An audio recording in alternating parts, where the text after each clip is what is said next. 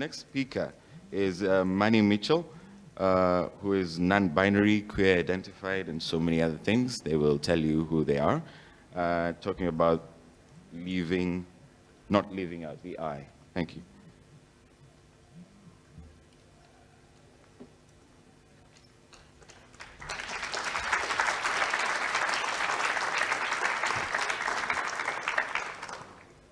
Kia ora, everyone. Host friends, it's a great honour to be with you in Bangkok today. I want to express my condolences to the people of Thailand for the death of your beloved king. May he rest in everlasting peace. My name is Mani Bruce Mitchell. New Zealand Aotearoa is my country. I am an intersex person. I identify as non-binary and queer. I've been a rainbow activist all my life.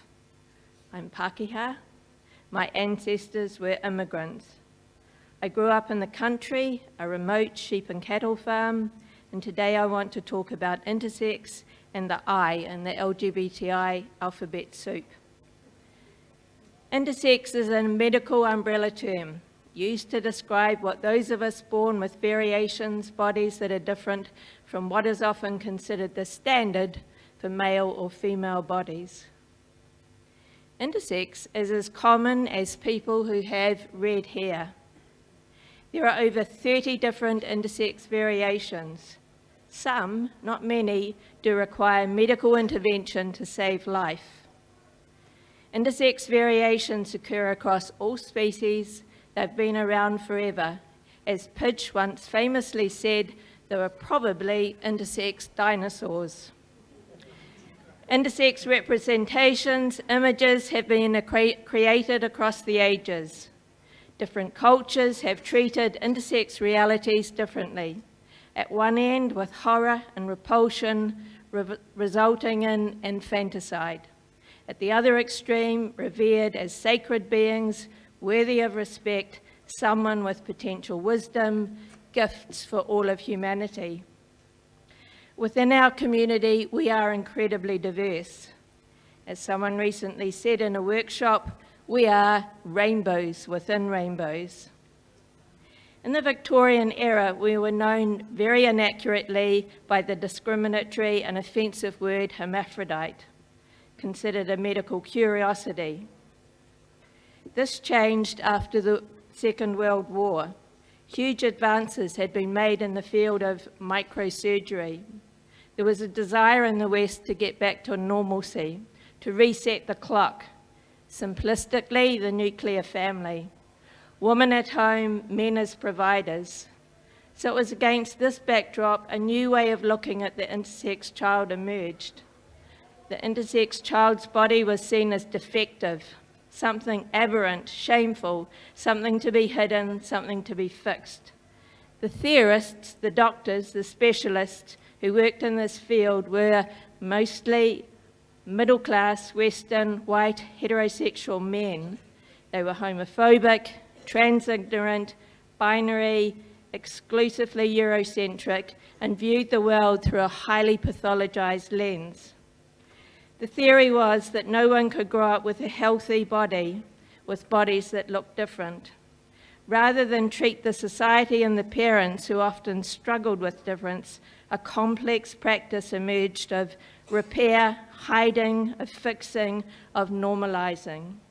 And under this simplistic binary understanding of gender, boys with small penises were sex changed to be girls, girls with large clitorises had them made smaller, sometimes removed entirely. All girls had to have vaginas, boys had to be able to stand to pee. Anything that was too large was made smaller. Tissue was cut, is cut, and rearranged to look normal. Hormones were also manipulated. No one considered that a child could grow up to identify other than the gender that was assigned to them. Other understandings, larger, more complex than the Western binary of construction of gender, were ignored. No one thought that a normal person could be homosexual or bisexual or anything other than heterosexual. No one thought about the constant touching, examination, genital surgery, secret shame, fear and lies would do to a child. The impact on families, follow-up research was almost non-existent. While some important questioning went on in academic circles, the issue was largely unknown to the general public.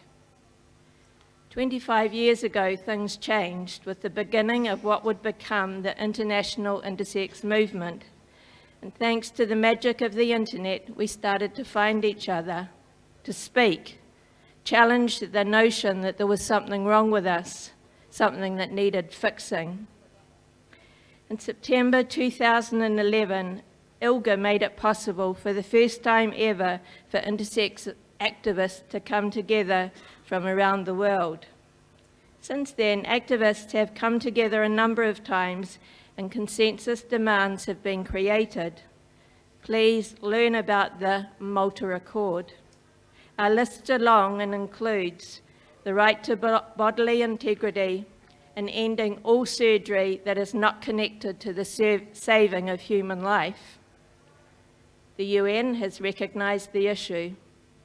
There is an International Intersex Awareness Day on the 22nd of October each year, and the I has been added to the alphabet rainbow soup in some countries. However, until all negativity and hatred to the rainbow community is removed, until we move away from the simplistic notion of the binary construction of gender, until it is understood the human sexuality is diverse, that diversity is natural, there will remain problems in attitude and treatment for intersex children and adults.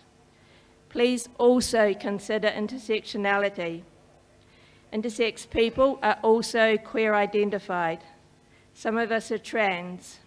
Some of us are heterosexual.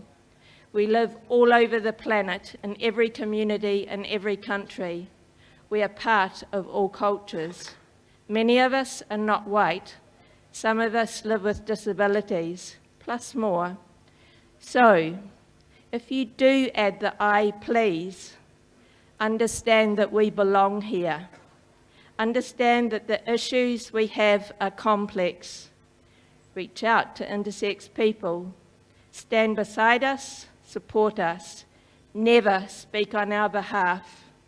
If your organisation has no intersex people in leadership, it is not okay to seek intersex-specific funding. Our collective communities face significant old and new threats and challenges. Together, with heart, courage, desire for a just and fair world for all, we need new, integrated, multi-representational thinking, new fight back. Together, we can make a difference.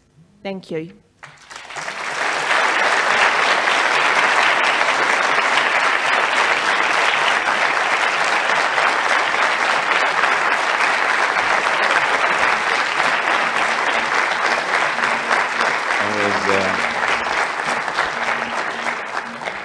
That was quite inspiring. Don't leave out the I. Diversity is natural, and there are probably intersex. What are they? Dinosaurs. Brilliant.